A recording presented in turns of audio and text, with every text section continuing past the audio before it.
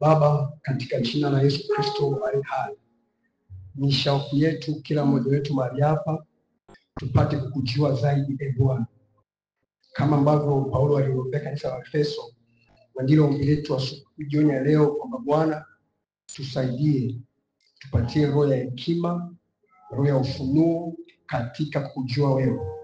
Macho ya mmoja mmoja yakatiwe nuru, apate kujua tumaini la mwito wake jinsi lilivyo, katika jina la Yesu Kristo aliye hai.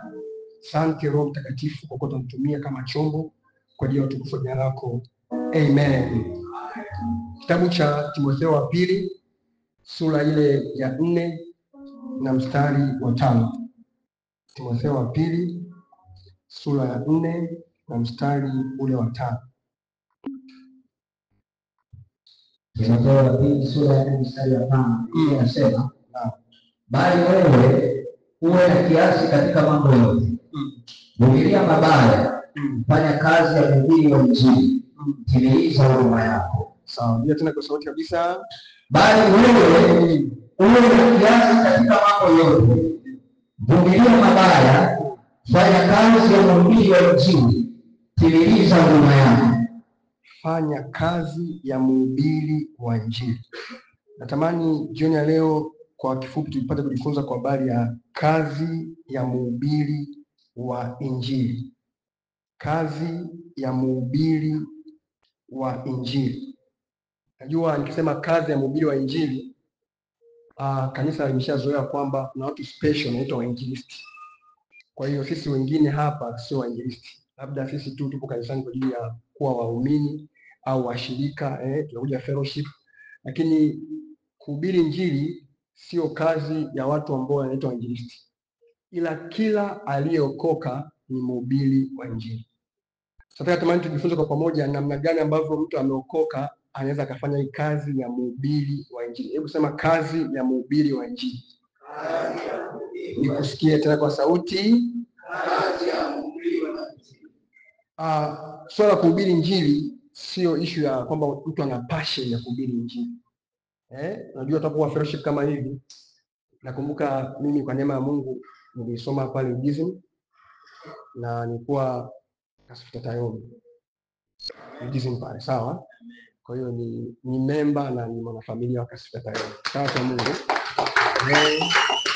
Na Mungu alisaidia, nilikuwa kiongozi wa wakaka, naita baba wa tawi. Kwa hiyo tulikuwa tunawalea vijana pale. Kwenye kuwalea vijana tulikuwa tunapata nafasi ya kujadili na mambo kama mahusiano hivi, unajua vijana na mambo mengi sana, mahusiano, watu wameenda outreach au mission, watu wanaenda kuelea mahusiano yao kwa mission. Unajua mambo kama haya hapo wakati ule wa mission so wonderful. Kwa hiyo Mungu atusaidie tupate neema ya kuwalea leo wa Mungu. Na pia nilikuwa nimefanya kazi kama wakati mmoja kama katibu wa Injili. Kwa hiyo kama ni issue ya outreach au issue ya mission, kwa sehemu na mimi mzoefu kidogo tu, sawa? Kwa hiyo ninaongea vitu ambavyo ninavifahamu na Mungu amenisaidia kujua. Kunapoenda kubariki sababu kazi ya mhubiri wa Injili ni jambo ambalo nitamani kila mmoja aweze kuelewa, alafu tujue namna gani ambavyo tunaweza tukafanya kazi hii.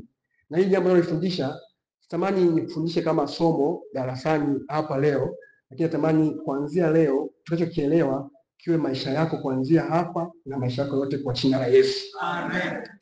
Kuhubiri Injili, hatuhubiri Injili sababu ya mission tunaenda. Nasema na Kisarawe. Yes. Kuhubiri Injili hakupasi kuishia kwenda Kisarawe. Kuhubiri Injili ni maisha ya kila aliyeokoka. Kuhubiri Injili ni maisha ya kila aliyeokoka.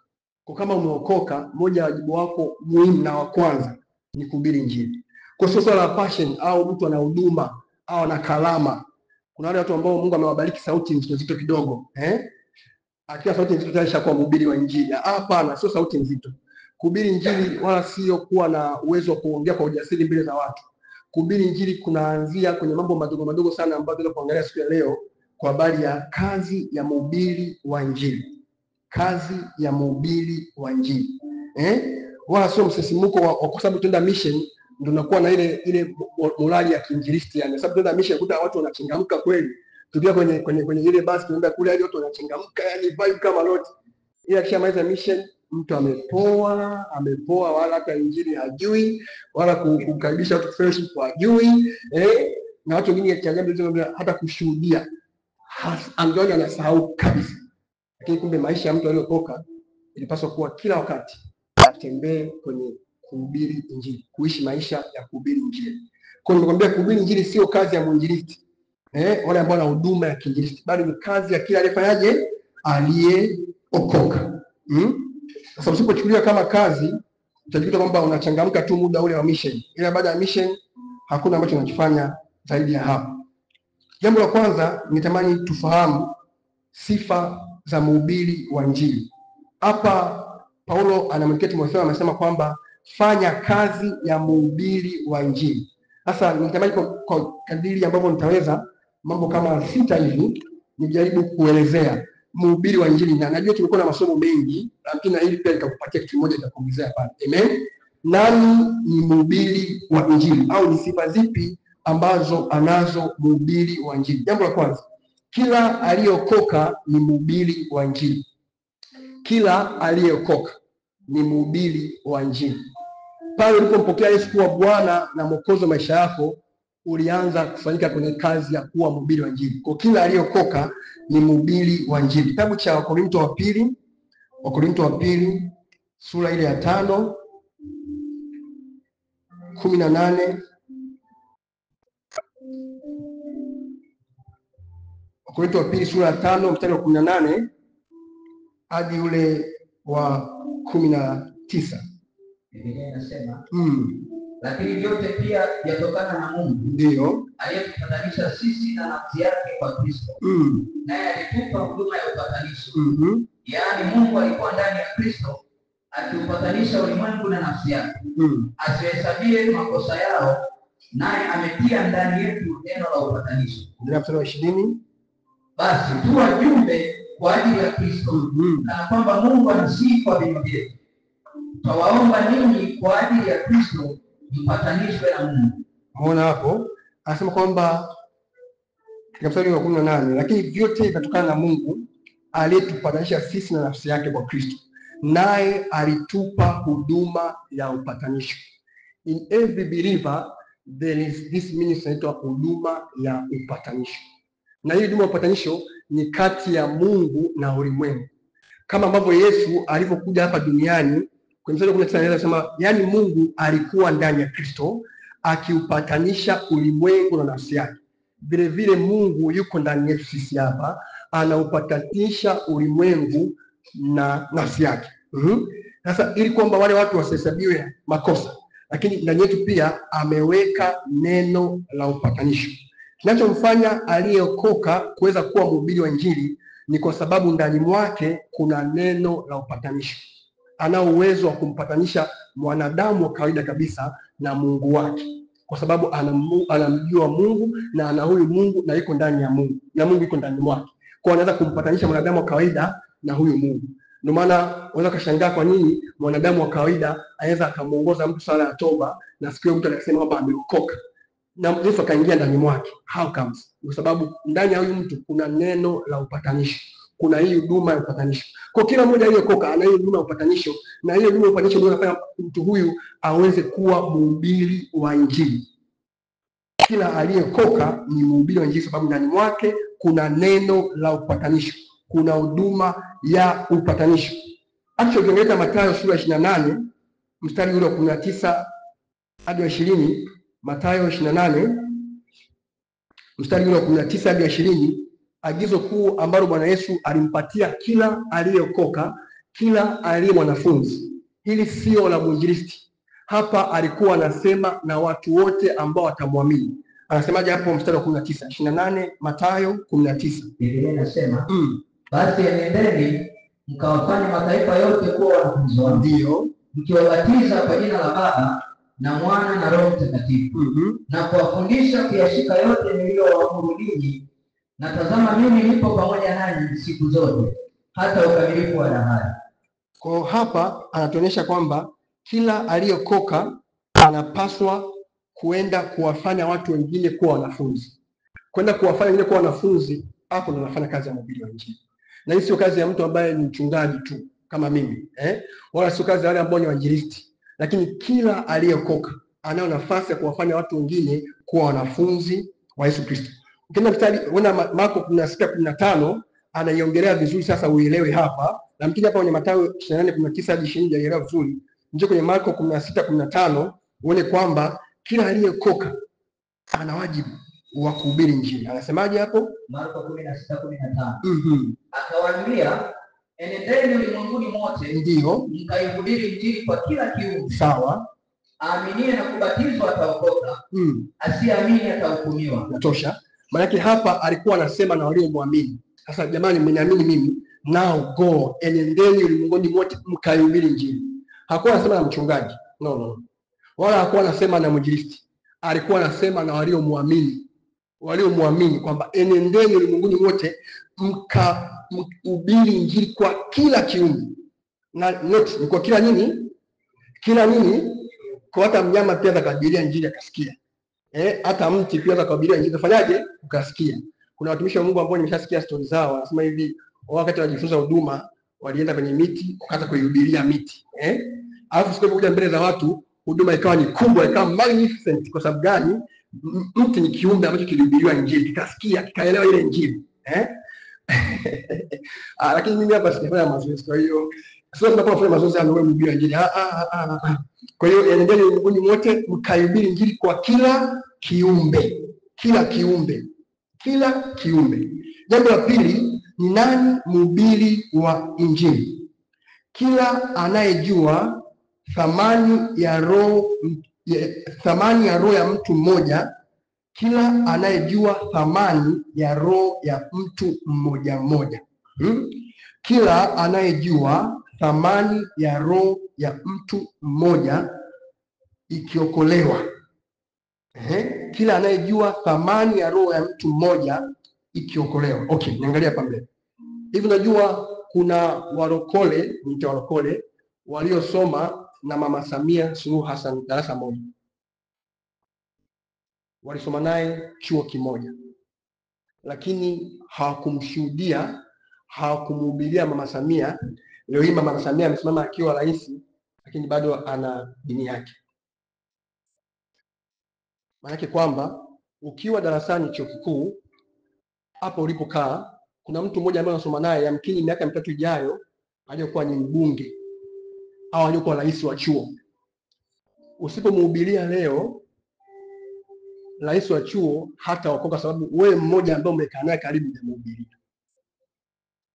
Thamani ya mtu mmoja ambaye unamuona ukutanaye barabarani, unamfahamu kabisa, ni thamani kiasi kwamba huwezi kujua ni mtu gani ambaye unampa hizo habari. Kuna missionary mmoja alienda kuhubiri huko nchi za wapi sijui. Ule mkutano ukawa ameutangaza, kwanza kabisa mambo yakawa ni magumu kwenda kule. Kufika kule, mkutano wa muda kama wiki moja nzima, akawa ameokoka kijana mmoja mdogo sana, ana miaka kama 12 wanasema. Huyo kijana alikuwa anaitwa Billy Graham, ambaye leo hii tunasema Billy Graham aliwafanya watu waokoke zaidi ya milioni 250. Ila missionary mmoja alipoenda pale kwenye ule mji ambao alikuwa anaishi Billy Graham, akahubiri wiki nzima, afu siku ya mwisho ndio Billy Graham akaokoka. Thamani ya mtu mmoja. Huwezi kujua ni yupi ambaye kwa kusema naye habari za Yesu, akimfahamu Yesu leo, kipi ambacho utakifanya kwa ajili ya maisha yake baadaye, au anaweza kaje msaada kwa ajili yako mwenyewe baadaye. Thamani ya roho ya mtu nani? Mtu mmoja. Kwa hiyo tunaishi na watu wengi. Hii ikupatie picha kwamba ile kukaa na mtu darasani afu hujamshuhudia habari za Yesu ni jambo baya sana, sababu haujui huyu ambaye umekaa naye ni nani. Hebu mwangalie jirani yako hapo, mwangalie vizuri sana, hebu napo muangalie vizuri sana. Huyo jirani yako hujui miaka michache ijayo atakuja kuwa ni mtu gani. Sasa hebu fikiria kama wale tutokanao darasani hatujawashuhudia habari za Yesu. Thamani za namna gani tunazipoteza kutokoshuhudia habari za Yesu. Mawaziri tulionao leo serikalini ambao wanapiga madini serikalini, waziri anakuambia bilioni 10 ni hela mboga. Walipata nafasi ya kusoma na warokole kama sisi.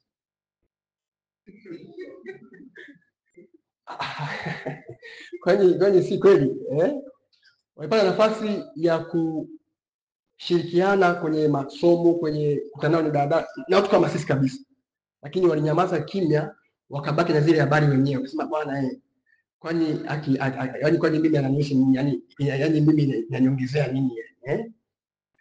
Wakati mwingine kabisa kuna ule mzigo, ukuta mtu amepanda daladala, hamfahamu jirani yake, kila mtu ndani yake sasa kuna roho inamwambia hebu sema na jirani wako, lakini anaanza kujiuliza ninaanzaje? Namwambia nini? Anakaa naye gari zima, safari toka Dodoma, anamwangalia, labda anatamani kuanza kabisa, angalia simu yake. Muda huo kuna Bongo Flava inaendelea pale mbele, inampigia injili ya kutosha kabisa. Kumbe mtu huyo siku hiyo ambapo ungemshuhudia, kumbe muda mchache baadaye alikuwa labda anaondoka. Thamani ya roho ya mtu mmoja. Kwa wale mawaziri ambao wanapiga hela walisoma na watu waliokoka kama sisi, lakini sababu hawakupata nafasi ya kushuhudiwa, kuambiwa habari za Yesu, kuambiwa habari za njema za wokovu, leo hii wamefika kule hawajamjua Yesu. Na hivyo ndivyo ambavyo tutabidi tufahamu thamani ya mtu mmoja ambaye Mungu anatukutanisha naye. Tunaenda mission, good. Sasa mission inaweza kukutana na mtu ambaye ukimwangalia kwa nje hivi hata afananie yani. Unaweza ametoka kupiga vitu vyake kule, kalewa chakali, lakini kumbe muda mchache ujao huyo ndio mbunge wa hilo eneo. Ila tu ni shetani amedivert future za watu. Kwa hiyo mhubiri wa Injili ni mtu ambaye anatambua, anafahamu thamani ya roho ya mtu mmoja ina muhimu kiasi gani. Jambo la tatu, pastor, nani aliye mhubiri wa Injili?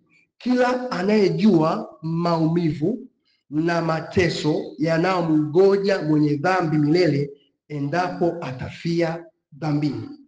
Kila anayejua maumivu na mateso yanayomngoja mwenye dhambi mmoja milele endapo atafia dhambini. Kila anayejua maumivu na mateso yanayomngoja mwenye dhambi mmoja milele endapo atafia dhambini. Kwenye Biblia tunasoma habari ya yule tajiri ambaye alipojikuta yupo kule kwenye moto, ndio akaanza kuwakumbuka ndugu zake.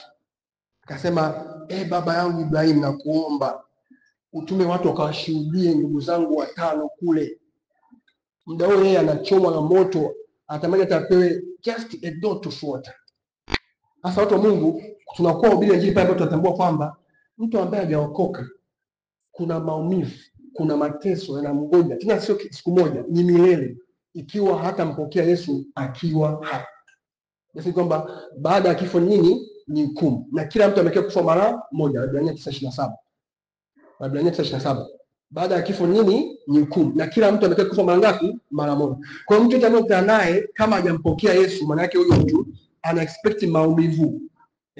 Anatarajia mateso yanayomngoja milele na milele. Kwa fursa yote ambayo unapata kuhubiri Injili ni fursa kumsaidia mtu kuepukana na maumivu na mateso yanayomngoja milele. Unajua kwamba wewe ndio kibao cha kuwafanya watu wasende kuzimu kwenye moto wa milele. Yaani wewe ni kama kibao ambacho naambia not go here.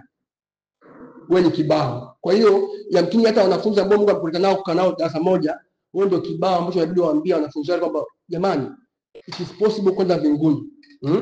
Napenda Evangelist Leonard Bonke of blessed memory.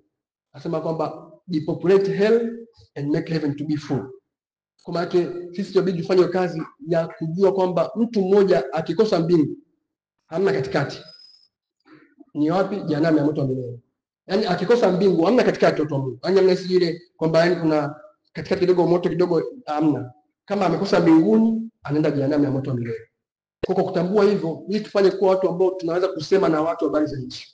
Kuongea na watu ambao tunasomana darasani, tunalala nao mabwenini, umekaa hostel mwaka mzima, umelala na mtu haujawahi kumwambia habari za Yesu. Upo mwaka wa 3 chuo, umesoma mtu tangia first year, mnabunda naye, haujawahi hata kusema naye habari za Yesu. Hata kushare tu hata video ya mtumishi wa Mungu mmoja haujawahi. Hata kumkaribisha fellowship haujawahi. Amen. Kwa hiyo kila anayejua maumivu na mateso yanayomngoja mwenye dhambi milele endapo atafia wapi? Dhambini. Endapo atafanyaje? Atafia dhambini. Jambo la 4, ni nani aliye mhubiri wa Injili? kila anayetaka kumfurahisha Mungu na malaika zake mbinguni. Kila anayetaka kumfurahisha Mungu na malaika zake mbinguni. Kuna kitabu kimoja hivi kinaitwa nikiandika hapa, One Thing You Can't Do in Heaven. One Thing You Can't, ameandika mtu mmoja Mark Cahill. One Thing You Can't Do in Heaven. Jambo moja mtu asiweza kufanya akiwa mbinguni. Mtu hawezi kutubu akiwa mbinguni. Lakini kama hawezi kutubu akiwa mbinguni, kama hajatubu haendi mbinguni. One thing you can't do in what? In heaven. One heartbeat away. Hata viwili. Hivyo ni vizuri kuvisoma ni kama reference na kupatia sasa kwamba one thing you can't do in heaven, one heartbeat away. One heartbeat away. Yaani ule muda ambapo mtu yupo katikati ya kufa na bado anaishi, yani one heartbeat away. Sasa nimesema jambo la 4, mtu ambaye ni Biblia nyingine, kila anayetaka kumfurahisha Mungu na malaika zake. Kitabu kile cha Luka 15 inasema kwamba patakuwa na furaha pale ambapo mtu mmoja mwenye dhambi anapokuwa anatubu. Luka 15 mstari ule wa 7. Nawaambia vivyo hivyo kutakuwa na furaha mbinguni kwa ajili ya mwenye dhambi mmoja atubue, kuliko kwa ajili ya wenye haki 99 ambao hawana haja ya kutubu. So tukitamani kuifurahisha mbingu ni pale ambapo tunakuwa tunaweza kuwashuhudia wengine habari za Yesu, tumfurahishe Mungu. Apart from unachokifanya kama mwanafunzi hapa chuo, Mungu amekuleta hapa chuo pia kwa ajili ya kufanya watu wengi waweze kuifikia mbingu, kuweza kuifurahisha mbingu kwa uwepo wako hapa chuoni. Yaani wewe kuwepo hapa chuo, nilikuwa namsikiliza Dr. Paul Neche, nimsikia akasema kwamba Bwana Yesu, umenileta hapa chuo kwa makusudi kabisa. Mimi natamani ya kwamba kwa miaka hii 5 nitakapokuwa ni doctor, is a doctor, Pastor Paul Dr. Neche. I want by this 5 years ambayo nitakaa hapa chuo, nitawashuhudia watu, nitafanya kazi yako ya injili. Wewe nisaidie tu masomo yangu ili nisipate changamoto yoyote ile. Na kweli akafanya kazi. Mpaka kanisa lake la kwanza lilianzishiwa chuo pale. Sababu ya kazi aliyokuwa anafanya. Sasa wapo watu wangapi ambao wanaweza wakakaa chini wakafanya maamuzi ya kwamba Bwana, ikiwa umenipa nafasi ya kusoma Kampala, hii nafasi ambayo nilitafuta kwa namna fulani, nilikuwa nimekata tamaa hata chuo, lakini Mungu baadaye nikaona msaada wako kanisaidia ikafika chuo. Basi natamani nafasi hii mimi watu wengi wakufahamu kupitia mimi. Kama ni binti, mabinti wengi wakujie Kristo kupitia mimi. Unajua mambo tunakifanya lazima kipo ndani mwetu, na ndani yetu tukitoka ndani mwako ambapo utakuwa na uwezo wa kusimama sehemu na kusema kwamba na mtu fulani yule pale amemjua Yesu kwa sababu yangu mimi. Baada ya kusoma degree, baada ya degree, what is the difference between you ambao umeokoka na mtu ambaye yuko kule nje? Wote mnapata degree ile ile, lakini wewe degree yako itakuwa na maana pale ambapo kuna mtu mmoja ambaye mbingu inafurahi sababu ya wewe kumshuhudia habari za Yesu akaokoka. Mtu mmoja akasikia hizo habari, ukaenda mission, ukawa unashuhudia, mnatembea mtaani, mtaa kwa mtaa, mtu mmoja akasikia zile habari akaokoka. Yaani mbingu inafurahi kwa ajili ya hilo jambo. Na nikwambia kitu kimoja, mbingu ikifurahi kwa ajili ya hilo jambo, maisha yako hayabaki kawaida. Mungu akicheka, akifurahi kwa ajili ya kazi ambayo unafanya, you can never be the same. Mkristo ambaye anashuhudia, Mkristo ambaye anafanya kazi ya kuwaleta watu kwa Yesu, mtu ambaye maisha yake huwa yanasafishwa siku zote. Yohana 15 mstari wa 2. Yohana 15:2.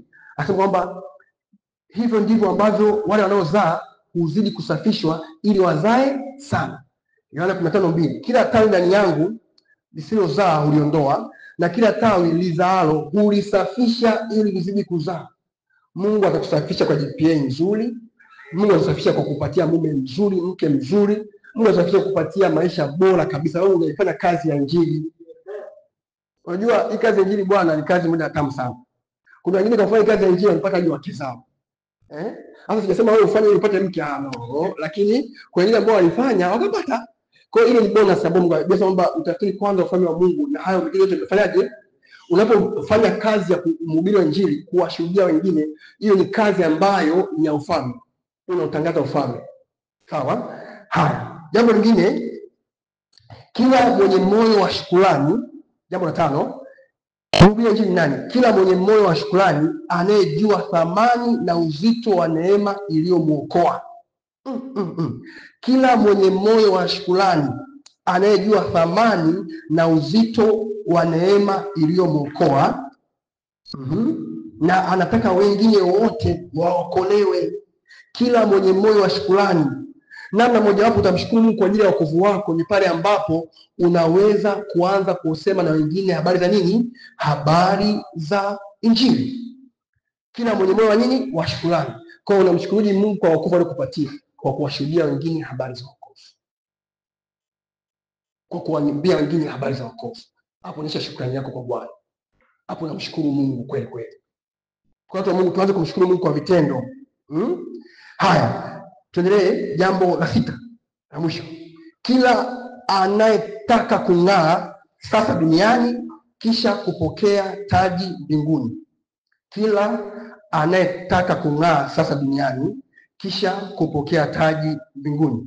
Danieli sura ya 12 mstari wa 3, Biblia inasema kwa habari ya watu ambao wanawaongoza wengi kutenda haki. Danieli 12:3. Na walio na hekima watang'aa kama mwangaza wa anga. Ndiyo. Na hao waongozao wengi kutenda haki watang'aa kama nyota milele na milele. Na hao waongozao wengi kutenda haki watang'aa kama nyota milele na nini? Kwa hiyo ukitaka maisha yako yang'ae, kuna aina fulani ya kung'aa vile ambavyo unawaleta watu wengi kwa Yesu. Hebu fikiria, tunaenda mbingu moja ya mtu kama baba yetu Moses Kola, ambaye Tanzania nzima imeokolewa, mamilioni ya watu wameokolewa kupitia huduma yake. Na wewe ambaye hiyo mbingu tunaenda moja, wewe ambaye hata kushuhudia tu jirani yako sijui nisemaje hapo. Unajua kuna namna mambo vitu yasizingatia watu wa Mungu. Yaani mbinguni pale unaweza ukaingia kweli, ila ukishaingia kung'aa kwako kunategemea idadi ya watu ambao umewaleta kwa Yesu. Na hii sio kung'aa tu kule mbinguni, hata hapa duniani kuna unafanya utukufu na kuwa nao rohoni kwa kadiri ya watu ambao unawaongoza hadi kwa Yesu. Kwa kila mmoja wetu hapa inabidi atamani, iwe shauku yake kuongoza rohoni kutenda haki, kwa namna ambayo tutakufundisha hapa mbele kwamba namna gani tunaweza kuhubiri Injili. Kwa hiyo Danieli 12 tunaonyesha kwamba wanaongoza wengi kutenda haki watang'aa kama nyota milele na milele. Unajua kung'aa pia kwa tofautiana. Unajua kuna ile kung'aa, kuna Biblia inasema habari ya fahari ya jua, fahari ya nyota zinatofautiana. Kwa jua linapong'aa sio kama hapo mwezi unang'aa. Pia nyota inapong'aa sio kama nyota nyingine inapong'aa. Kwa hiyo tegemea wewe unapotaka kung'aa unataka kung'aa kwa namna gani. Kuna wengine ambao kwa namna ambavyo wanaita kwa Yesu wanang'aa kama jua. Kwa wengine ambao wanaita kwa Yesu wanang'aa kama mwezi. Wengine kama nyota. Wengine kama kataa fulani hivi ambao kanaanza kutokea, lakini endelea mbele kwa jina la Yesu. Amen. Amen. Haya. Tuendelee. Sasa nikupatie tunawezaje kuhubiri Injili? Okay, mchungaji nimekuelewa haya mambo ya kuhusu nani mhubiri wa Injili. Sasa mimi je, nawezaje kuhubiri Injili? Nitakupatia mambo 4 ambayo yatatusaidia kuelewa tunawezaje kuhubiri Injili. Nawezaje kuhubiri Injili? Jambo la kwanza, tunahubiri Injili kwa maisha yetu ya kila siku. Jambo la kwanza, tunahubiri Injili kwa maisha yetu ya kila siku. Tunahubiri Injili kwa maisha yetu ya kila siku. Injili ya kwanza ambao hawajakuwa kaielewa ni maisha yako ya kila siku. Kabla hujafungua kinywa chako kuambia kwamba nimeokoka, vile unavyoishi mbele zao, vile unavyowatreat, vile ambavyo unawafanyia, vile unavyowatendea, wanaweza kaokoka kwa kuangalia maisha yako tu. Tunahubiri Injili kwa maisha yetu ya kila siku. Na hapo naomba nitoe mfano kangu kadogo. 2021 tulikuwa tumeenda mission kule Msata, Tanga. Tupo mission, niwaambia nilikuwa katibu wa Injili. Sijui muda jioni kama hii mtoto ni Injili, mkutano jioni, narudi kwa vitu sawa. Tulikuwa nimudi na mtumishi mmoja wa Mungu anaitwa Salome. Sasa unajua wapendwa, tumeshazoea mambo, sisi tumetoka Dar. Tumetoka wapi? Dar. Kwa hiyo tumeshikana mkono, hebu ndio ngoja nimshike mkono. Tunatembea tu kawaida, ndio tumeshatu mkono hivi. Tunapiga story. Tunaenda hivi. Jamaa mmoja hivi amekaa kiuni akasema, Nyie mnatubiri njia tumeshikana mkono hivyo. Sasa leo sema kitu gani? Kuna aina maisha ukiishi anaweza kuhubiri Injili. Kivipi? Tunawaendea watu wa aina mbalimbali. Namna ya kuwapata, kuna hekima ya kuwapata watu. Yaani kuvuna roho ni hekima. Hebu ngoja niandike Mithali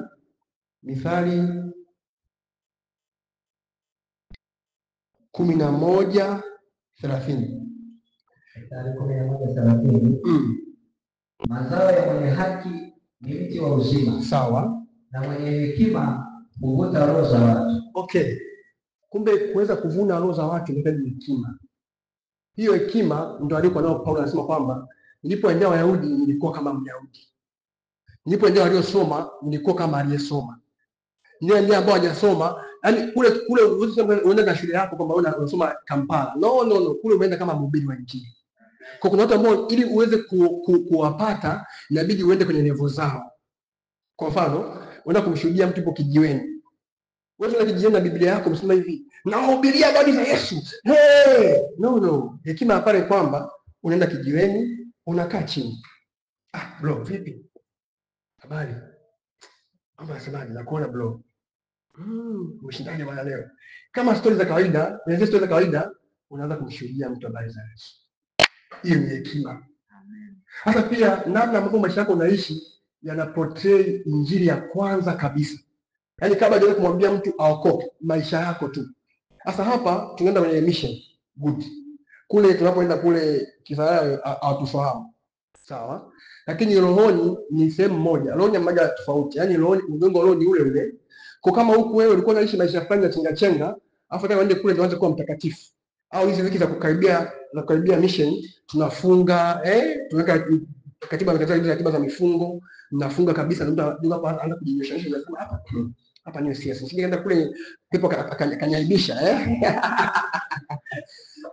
ndio mtu anafanya deliverance ya pepo. Tukakwambia wewe unanikemea wewe. Sasa mtu kuepusha hayo mapema anaanza kuseti njia yake sahihi. Hata kurekebisha. Alafu akishamaliza mission, kama sio yeye tena. Sasa haya sio maisha. Kuhubiri Injili maisha yetu. Kuanzia sasa tukienda kule na baada ya kule lazima tuendelee kuishi maisha yenye kielelezo cha mhubiri wa Injili. Amen. Maisha ya kutunza utakatifu. Maisha ya kutunza nini? Utakatifu. Unajua ile tukiwa kwenye environment ya pamoja kama hivi, kuna watu ambao watachochewa kutunza utakatifu. Lakini haipasi kuishia hapa. Je, tukitoka hapa tunaweza kuishi maisha mtakatifu tukiwa peke yetu? Tulikuwa tuna ratiba yetu moja hivi akatuambia, watu wa Mungu, baada ya mission kuna roho za malipisi. Kwa nini uwe makini sana? Na hizi roho zinakuja kwa namna ya zinaa. Kwa muwe makini sana mnapotoka hapa. Actually, sio kama roho za malipisi. Ila ni tabia ya mtu ambaye ilikuwa tangia zamani. Sababu ya mazingira ya mission ikawa kama vile imehamasishwa kimya hivi. Ila alipotoka mission amechochea huko sasa mambo yanakuwa mambo sio mambo. Sasa watu wa Mungu, maisha ya mhubiri wa Injili hayapasi kutokea kwenye maneno ambayo unahubiri. Yanaanzia kwenye maisha yako ya kila siku. Hata nguvu ya kuwafanya watu waokoke sio kwenye maneno.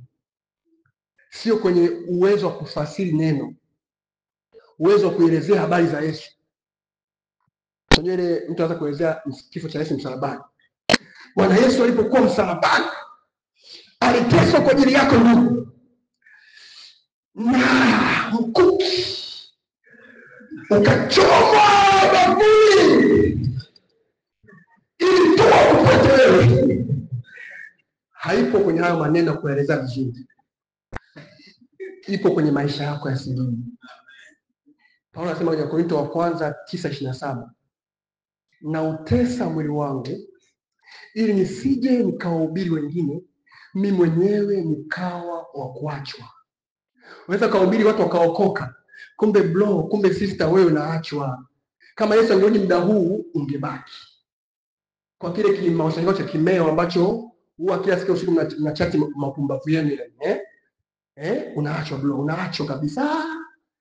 Kwa hiyo kaka ambaye umewapanga dada fulani mbele yako, huyu kila unaongea mtumishi wa Mungu, wote wanaambia unawapenda kwa namna fulani. Sisi tunanielewa vijana vizuri hapo Kwa hiyo ambaye bado masturbation zipo kidogo, pono kidogo, hayo maisha yatakufanya uachwe, sababu uhubiri injili ili wengine waokoke. Wa kwanza wa kujiokoa ni wewe mwenyewe. Amen.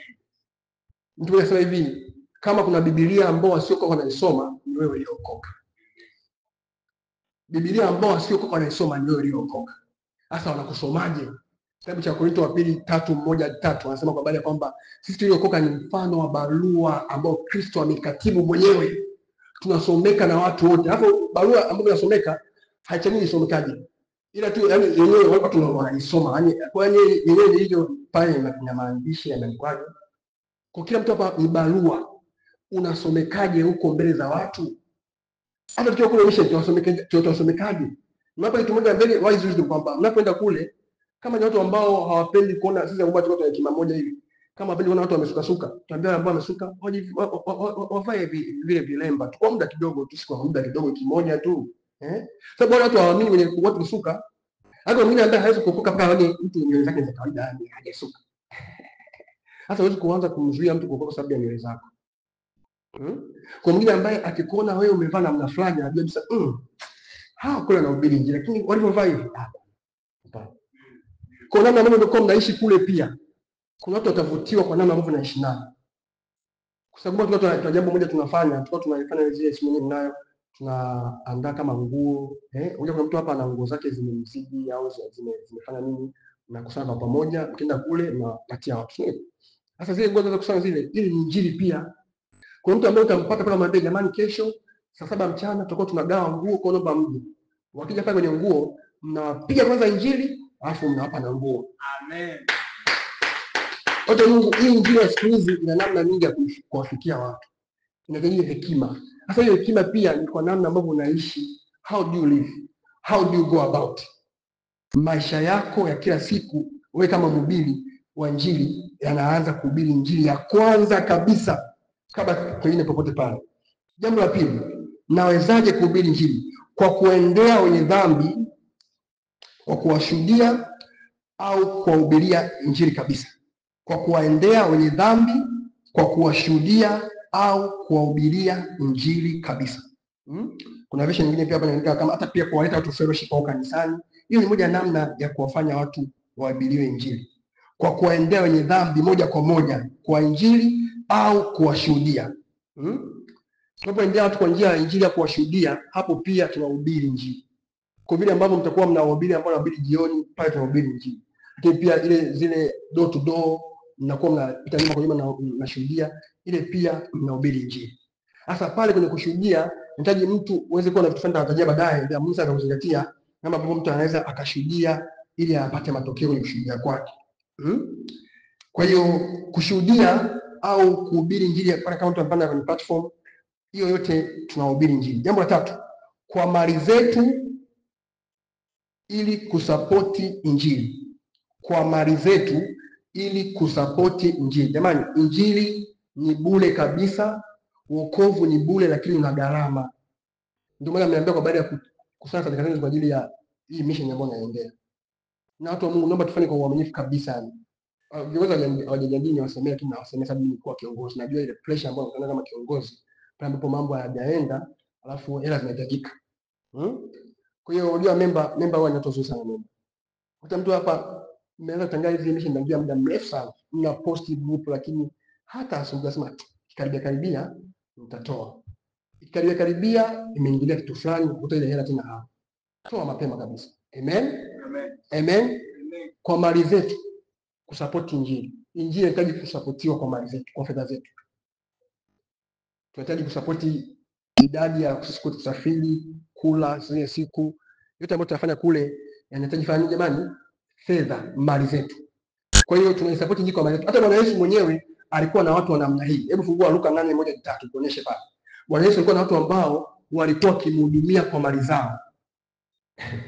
Yesu mwenyewe na uyesu wake yote alikuwa na watu ambao walikuwa wakimhudumia kwa mali zao. Luka 8:1-3. Luka 8:1-3 Biblia inasema, ikawa baada ya hayo alikuwa akizunguka katika miji na vijiji. Okay, alikuwa akizunguka katika miji ya nini? Miji ya nini? Na vijiji. Endelea. akihubiri na kuitangaza habari njema ya ufalme wa Mungu. Na wale thenashara walikuwa pamoja naye. Sawa. Mstari wa 2. Na wanawake kadhaa wa kadha ambao walikuwa na pepo wabaya na magonjwa wakaponywa. Nao ni Mariamu aitwaye Magdalena, aliyetokwa na pepo 7, na Yohana mkewe Kuza, wakili wa Herode, na Susana, na wengine wengi waliokuwa wakimhudumia kwa mali zao. Waliokuwa wakimhudumia kwa nini? Kwa mali zao hizi. Hapo tunasoma mstari wa 3, ndipo mstari wa kwanza tunasema kwamba ikawa baada ya hayo alikuwa akizunguka katika miji na vijiji. Kwa ile Yesu kuzunguka katika miji na vijiji, kuna watu ambao walikuwa wanamhudumia kwa mali zao ili aweze kuzunguka katika miji na nini na vijiji. Kwa kwenda mission, hebu tupeleke fedha yetu kule kuhubiri Injili. Amen. Haya, jambo la 4, kwa kuhudumia mahitaji ya wahubiri wa Injili. Sasa pia wakawa na hubiri Injili kwa kuhudumia mahitaji ya wahubiri wa Injili. Kwa mfano, mtumishi mmoja wa Mungu anaitwa Kenneth Copeland, ambaye anasema kwamba akaribia bajeti ya 80 ya mikutano ya Leonard Bonke alikuwa anasupport yeye mwenyewe na huduma yake. 80% ya mikutano ya Leonard Bonke, mtumishi wa Mungu anaitwa Pastor Kenneth Copeland anasupport ile mikutano. Kwa maana kwamba unaweza kuhudumia mahitaji ya wale watumishi wa Mungu. Kama ni mtumishi wa Mungu ambaye anahudumia Injili sehemu fulani, kama ni kwenye redio, kwenye TV, una support. Haya, naomba sasa kwenye jambo moja ambalo ni msingi sana. Namna ya kushuhudia au mahitaji gani ya muhimu kwa mhudumu wa Injili ili aweze kufikia kushuhudia kupata matokeo. Yaani mambo muhimu kwa mhudumu wa Injili ili ashuhudie na kupata matokeo. Naomba tamalizia hapa. Mambo muhimu kwa mhudumu wa Injili ili ashuhudie na kupata matokeo. Jambo la kwanza, utayari. Jambo la kwanza ni utayari. Ili tuweze kuhubiri, tuweze kushuhudia na kupata matokeo, lazima tuwe tayari. Utayari wa mioyo, utayari wa kwenda, utayari wa kupatikana. Kwa sababu kwenye mission, kama tuko tayari, hamna mtu ambaye Injili inaweza kuhubiriwa. Efeso 6:15, Paulo alikuwa akizungumzia zile silaha ambazo mtu anapaswa kuzivaa. Pale mstari 15 anasema kwamba anasemaje? Na kufungiwa miguu tayari, ndio tupatao kwa Injili ya amani. Kwa hiyo miguu yetu inabidi ifungiwe tayari tupate kwa Injili ya nini? Amani, ya amani. Kwa hiyo jambo la kwanza ambalo anahitaji mhudumu wa Injili ni utayari. Sio mpaka awe mwinjilisti. No. Sio mpaka awe na huduma ya kuponya wagonjwa. Ndio mimi nafikiri labda ila awe mhudumu wa Injili mpaka naye anaweza kuangusha watu vile. Ndio watu ambao nafikiri labda pale mhudumu wa Injili akikaa tu mgonjwa mtu aanguke. No, ni utayari. Na mimi nakwambia mtu mmoja mahali hapa kwamba kuanzia leo Bwana akupatie utayari tunaopata kwa Injili ya amani kwa jina la Yesu. Amen. Uwe tayari kuhubiria watu wote kwa jina la Yesu. Amen. Pia sema uwe tayari wakati unaofaa na usiofaa kwa jina la Yesu. Amen. Kwa mfano yule mwanamke Msamaria amekutana na Yesu, Yohana sura ya 4 mstari wa 20 ngapi pale? 18 hadi 38. Yohana 4:18-38, habari za mwanamke Msamaria alipokutana na Yesu tu. Baada ya kumuelewa Yesu, akaenda mji mzima muda huo kuanza kuwashuhudia watu. Jamani, njooni muone yule ambaye aliniambia mambo yangu. Kwa hiyo pia utayari wake tu kwamba mkutana na mtu ambaye amesema na mimi habari zangu. Let me go there and see. Let me tell them come and see. Njooni muone yule mtu ameniambia mambo yangu. Mji mzima wa Samaria ukakusanyika kwa Bwana Yesu. Kwa jambo la kwanza la msingi ni nini jamani? Utayari. Sema utayari. Zakayo baada ya kukutana na Yesu, hahitaji kitu gani ili aweze kuhubiri Injili? Hahitaji kuwa na upako wa kuangusha watu. Hahitaji tu Zakayo ni kuambia jamani, Bwana Yesu, tokea hapa na warudishia nini? Yaani maki ukishakutana na Bwana Yesu, amekupatia badiliko. Ile badiliko kupatia ni sababu ya wewe kwenda kuwashuhudia wengine. Wewe usisubiri mpaka uwe na vipawa fulani, uwe na aina fulani. Unajua wengine nafikiri labda mpaka afike Sevania anafanya maombi. Kesho fanya tuokoke, sio maombi yako mengi. Wewe yeke uzuri. Kesho fanya tuokoke, sio maombi yako mengi. Ukiwa na utayari, Mungu anakutumia kwenye utayari. Amen. Kumtumishi wa Mungu mmoja amefanya kazi ya huduma, akawashuhudia watu wengi, baadaye akafikia mbele Mungu, namshukuru kwa kuokoa watu hao. Mungu akamwambia hivi, na mimi nakushukuru kwa utayari wako. Utayari. Mungu akamshukuru mtumishi mmoja nini? Utayari. Kwa huduma hii ambayo tunaendea inahitaji utayari. Ili tuweze kuhubiria watu Injili, tuweze nini? utayari. Readiness. Jambo la pili, ujasiri. Kazi ya mhubiri wa Injili ni kazi ambayo inahitaji mtu awe jasiri, confident, awe jasiri. Na ujasiri unatokana na mambo makuu matatu. Nimesaidia kuandika hapa, labda namkia mambo matatu ambayo kisha mtu awe jasiri. Kuna watu hapa najua kabisa ambao wao hawana ujasiri kusimama mbele za watu, wala hawezi kuongea mbele za watu, lakini haya mambo matatu ukiwa unayo itakusaidia uwe jasiri. Jambo la kwanza, utakatifu. Ili uwe jasiri lazima uwe mtakatifu. Utakatifu hufanya mtu awe jasiri. Wenye dhambi, bila mambo maovu, hukimbiwa hata asipopatiwa na mtu, lakini wenye haki ni majasiri kama nini? Kama simba. Sasa wewe ujasiri kama simba unatoka wapi? Pale ambapo unakuwa ni mwenye haki, mtakatifu kuanzia sirini. Kama kweli unaishi maisha kumpendeza Mungu kuanzia sirini, hayo tu yanataka kupatia ujasiri mbele za watu. Hata baada kumshuhudia mtu, ukijua kabisa wewe unajua unakona hizo, unaweza hata kusema ile jambo unataka kumshuhudia yule mtu. Sababu gani? Ya maisha yako ya nyuma huko ya pasi. Lakini tukiwa watakatifu kuanzia sirini, itatupatia ujasiri wa kusema habari za Yesu. Na hii sio tu kwa yule ambaye asimama madhabahuni huko mbele. No, hata yule ambaye kumshuhudia mtu personally. Unajua ile ujasiri wa kuongea naye ni pale ambapo unaona kabisa unaishi maisha ambayo yanasadiki kile ambacho anakisema. Yesu anasema kwamba watu hawa hunikubali kwa vinywa vyao, ila mioyo yao iko mbali na mimi. Maana yake kwamba kuna watu ambao kwa vinywa vyao wanasema kwa habari ya acha dhambi, lakini yeye mwenyewe ana tabia zake fulani ambazo bado zipo. Hebu pokea neema ya kushinda kila tabia ambayo inakusumbua kwa jina la Yesu. Amen. Nasema hivi, pokea neema ya kushinda kila tabia inayokusumbua kwa jina la Yesu. Amen. Kwa utakatifu nampa mtu ujasiri, maisha matakatifu. Nionyeshe mtu jasiri wa kushuhudia habari za Yesu. Nionyeshe mtu ambaye ni mtakatifu kuanzia sasa. Amen. Anatunza uchaji wake na Mungu, anamhofu Mungu. Na huyo mtu ambaye pia anaweza akamtetemesha shetani. Unajua shetani unajua watu wengi wanafikiria upako ambao anahitaji ni sikupaka anaweza kufanya. No, upako wa kwanza ambao unakopo ndani ya mtu ni pale ambapo anaishi maisha mtakatifu. Yakuwa ni kichocheo cha upako. Mtumishi wa Mungu, hebu niangalie vizuri. Maisha matakatifu ni kichocheo kikubwa cha upako. Unajua kwa mtu hapa ambaye hajawahi kuwekea mtu mkono akamwombea akaanguka au akapona ugonjwa, sababu hajawahi kujua. Kama anatunza utakatifu, kuna inafanya nguvu ambayo anaikusanya. Siku ambayo atafanya tu hatua ya kumwombea mtu hivi. Oh my Lord, something happened. Nakumbuka ninaendelea kujifunza utakatifu na kuishi maisha matakatifu. Nilipata nafasi kwenda likizo nyumbani kwetu pale kwa wazazi wangu Dodoma. Sasa siku hiyo tumepata chakula kizuri pale. Mimi nataka kula vizuri kidogo. Kula vizuri, nikatoka na mdogo wangu anaenda kununua soda dukani. Sasa kununua soda, sasa jamaa mmoja akaja mlevi, amelewa kabisa yani. Unajua ule usiku ndo walevi wanaanza kuelewa au kunywa viroba. Jamaa akaja amelewa kabisa. Sasa akawa anaonyesha Kiingereza. Sasa mimi Kiingereza nakijua. Nikaanza kumjibu kwa Kiingereza. Naambia yes. Naambia Jesus loves you. Naambia my brother, I know that Jesus loves you, but just leave me, bro. Leave me. And then, no, Jesus loves you. And if you want, even now you can be saved. Now. So you can get a now you can be saved. Jamaa akakubali bwana. Akasema, so if you agree, just kneel down here and I pray for you. Unajua ile kitu na baba alishanifundisha kitu kimoja. Unajua mtu ambaye ni mtenda dhambi, wewe ambaye ni mtakatifu, kuna uwezo unao ndani wako ambao unaweza kumtiisha. Kama ni mtu ni mlevi, unaweza kumwangalia kama hivi tulia. Nikamwambia ndani au tulia. Na jamaa akatuambia apige magoti. Akapiga magoti. Nikamwongoza sana toba kwa Kiingereza. Unajua jamaa kwenye mmoja Kiingereza amelewa kwa Kiingereza. Alafu hiyo saa toba itaji muda. Unajua saa toba sio jambo refu sana. Dakika kama 2. Baada ya kazi ile 2, nikamwambia okay, just keep quiet and pray for me. Akaomba niomba kwa Kiswahili bwana nikamwekea mkono mabegani hivi. Akasema wewe ambaye fanya nini pombe.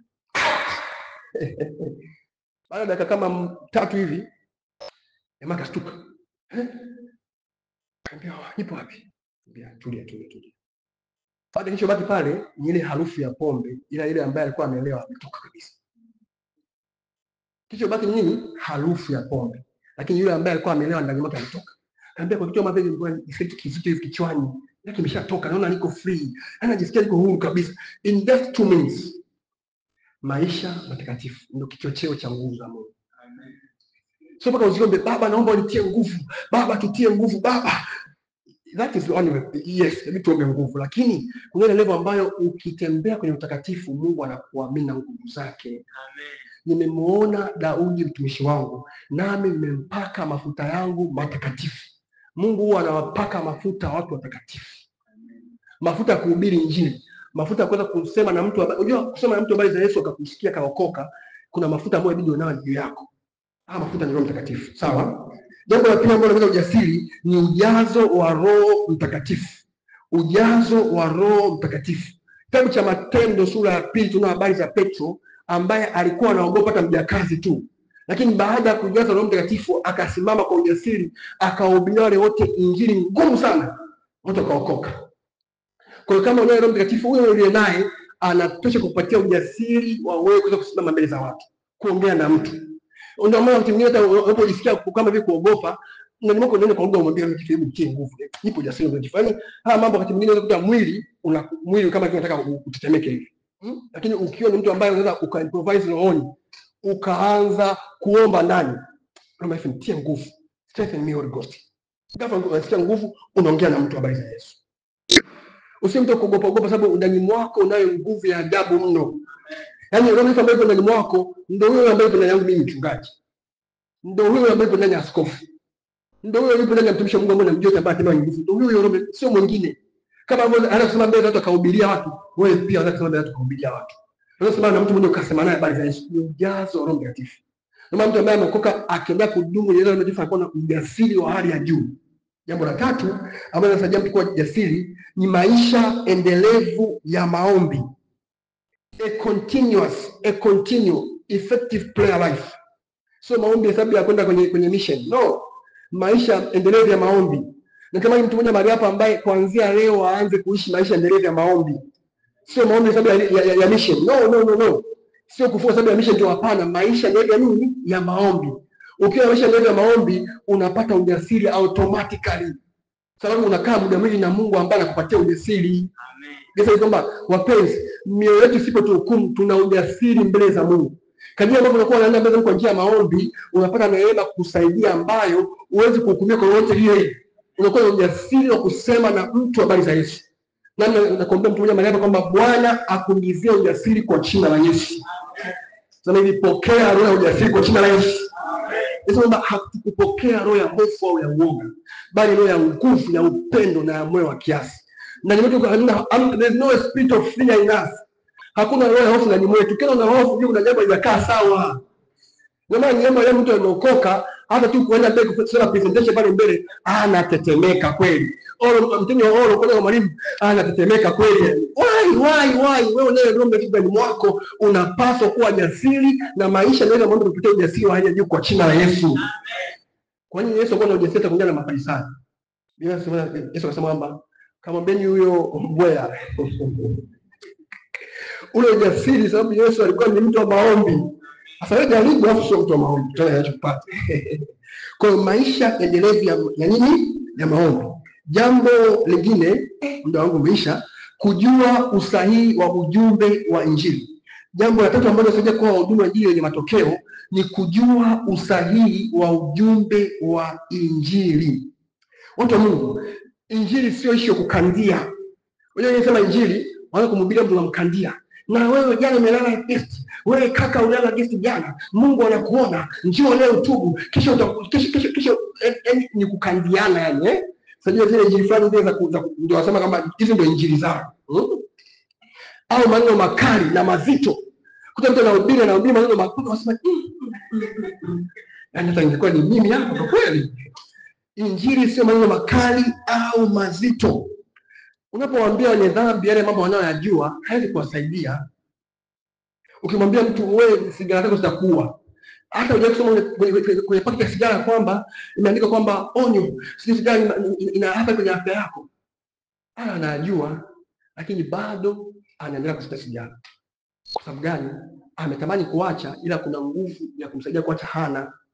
Kwa hiyo kumhubiria mtu lazima ujue usahihi wa kumhubiria mtu. Jambo la kwanza ni usahihi wa kumhubiria mtu ujumbe wa Injili. Kwa hiyo hata anapoenda kushuhudia, haya ni mambo kuelewa. Jambo la kwanza, mwambie mtu kwa habari ya anguko la dhambi. Kitabu cha Mwanzo sura ya 3. Mweleze mtu ile anguko litokeaje. Mwambie kwamba kwa nini anapaswa kuokoka. Unajua mwingine ukitaka kumwambia au kumwambia mimi sina dhambi, kwanza kuangalia sina dhambi. Hata kama una dhambi, lakini kitabu cha Mwanzo sura ya 3 kila mwanadamu anahesabiwa kwamba anatenda dhambi sababu ya baba yetu Adamu. Ile Warumi 3:23.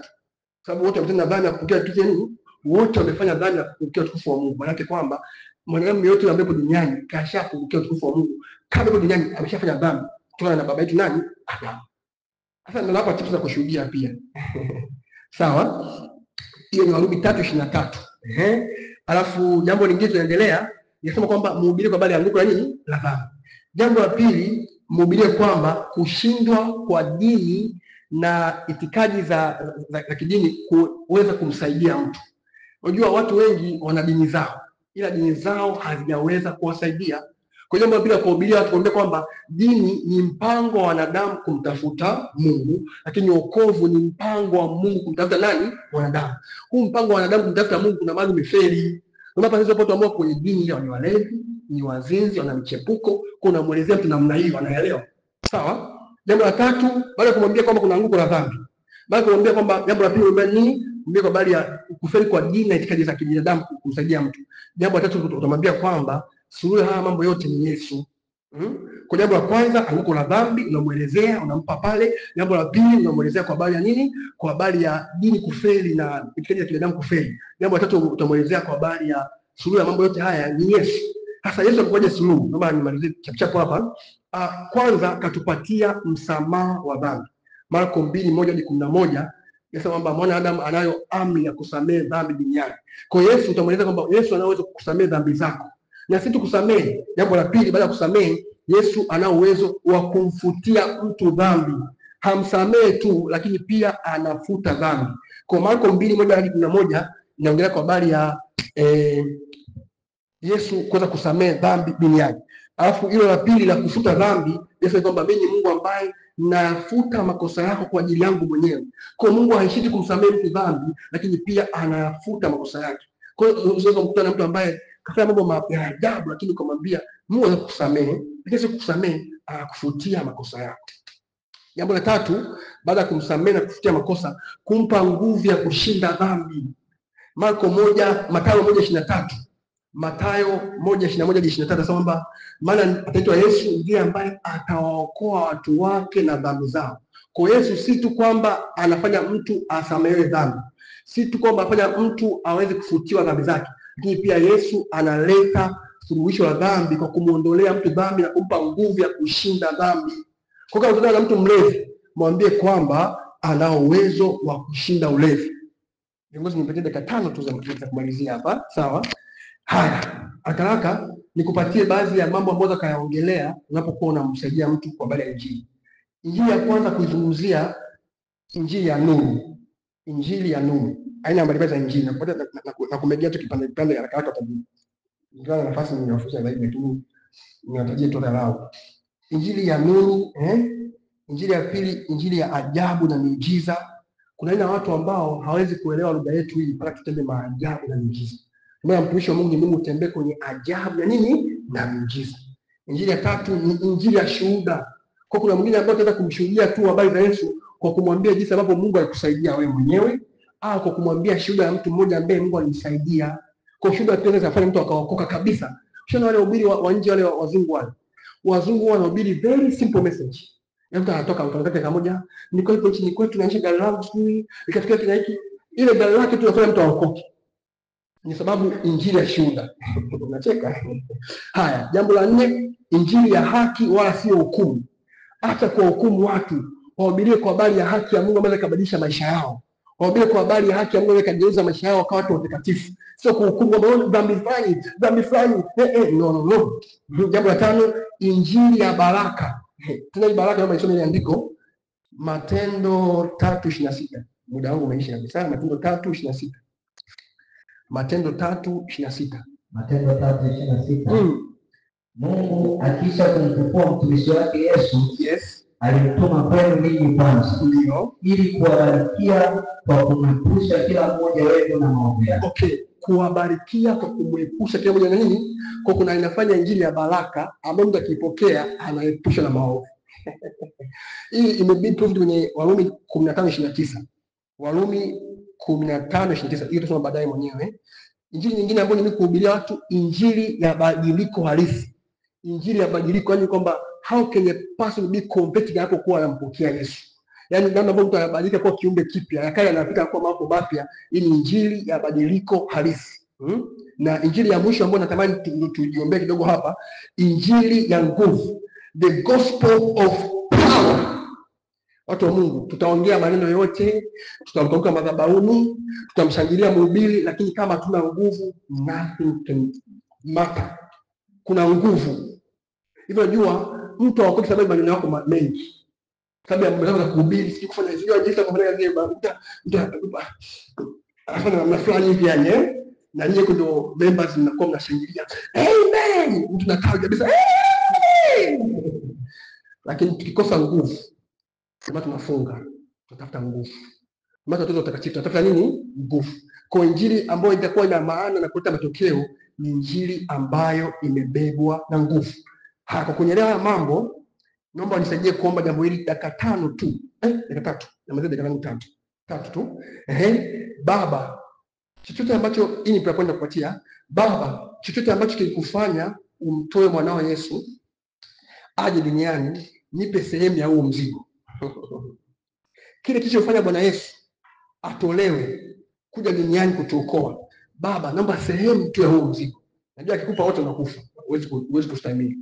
Huwezi kustahimili kabisa. Kwa hiyo mwambie tu Bwana, Baba, kile ambacho kilimfanya Yesu aweze kuja duniani, akaacha enzi, akaacha utukufu mbinguni, hicho Bwana na mimi naomba nipatie.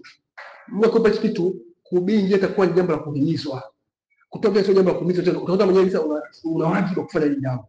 Haya, jiombee dakika 2 tu namalizia. Mantele koparada bashira bahanta mazubra hante liga na bashke teliamanda.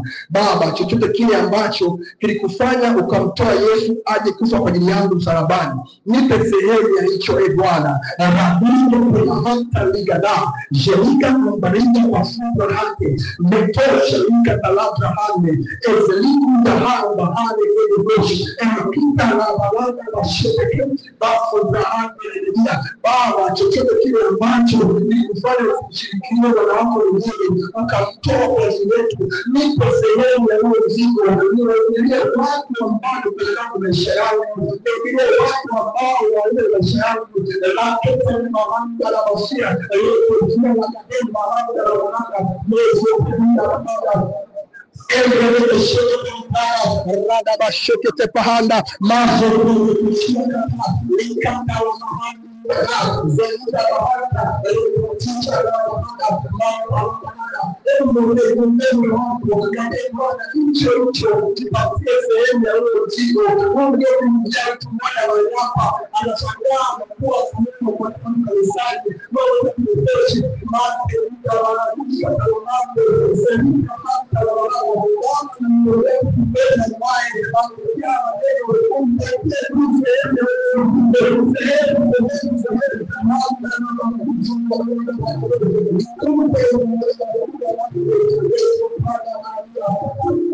Kila